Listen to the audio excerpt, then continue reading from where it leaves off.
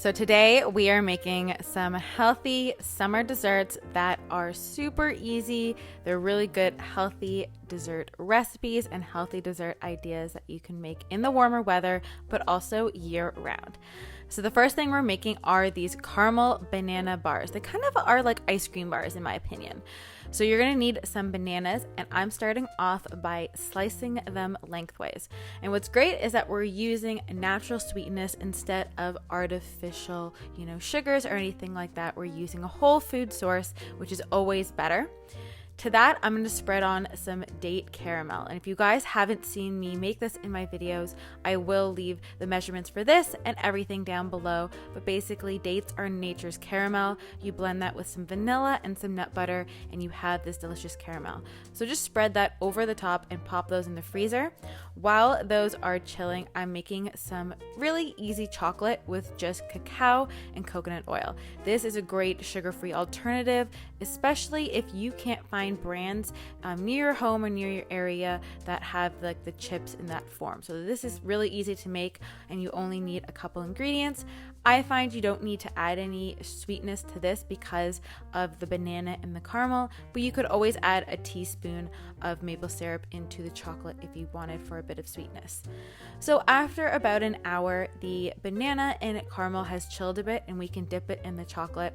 And the great thing is that as soon as we start dipping it in the chocolate, because the bananas are frozen, the chocolate starts to harden. So we can eat this almost right away and then store them in the freezer, but I really like that they chill super quick because they are already cold. And then store them in the freezer or eat some right away. But the combo of the banana, which kind of gives you like an ice cream, the date caramel, and the chocolate, is so delicious and so easy to make. Next up is one of my favorites, which is strawberry rhubarb crisp. So I'm using some organic strawberries. Organic strawberries are important to use because strawberries are the dirtiest fruit and vegetable out of everything. So if you buy any of your produce, anything organic, it is the most worth it to buy strawberries organic. So you're gonna need 2 cups of that, as well as 1 cup of rhubarb. Now, if you don't like rhubarb, you can definitely just use another cup of berries, or if you don't want strawberries, you can use blueberries in this as well. But strawberry rhubarb is such a nice spring, thing to have, especially because they are in season right now. So we're really utilizing, fruits that are in season. So I'm adding in some tapioca and some vanilla to the fruit. And tapioca is the secret to getting really good jammy fruit in our crisp. If you don't have tapioca, you can use arrowroot, but one of those two are going to work really well to get the fruit soft but also nice and jammy, because we don't want it to get watery. That's what we don't want. So that's what the tapioca and arrowroot stops from happening. So put that in your dish, and then we're going to make our crumble crisp topping with some almond flour and tapioca flour. Almond flour, is loaded with healthy fats. We've got great vitamin E. We've got protein, so much goodness in the crust. I'm adding some vanilla for flavor, and then some almond milk or whatever kind of, plant-based milk you have at home, and some coconut oil. The coconut oil really helps to add a nice crumbly texture so that when we crumble it on the top, we get a really nice, it's not too dry, but it's also not too soft. A little bit of maple syrup for sweetness into the crust, and then just stir that all together.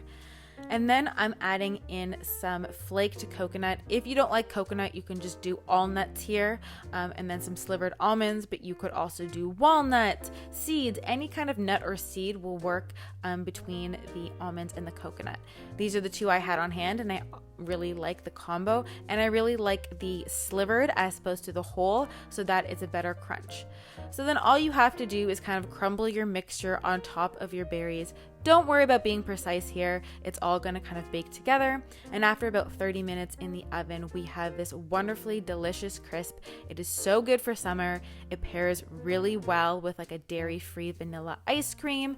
We're using fruits that are in season, and the rhubarb just gives a touch of like sour tang to the sweet strawberries. And then we have some cookie dough balls. So this is a really quick little dessert you can make, and then pop one out like after dinner when you want that little something sweet. So we're using some almond flour, maple syrup, vanilla, and nut butter.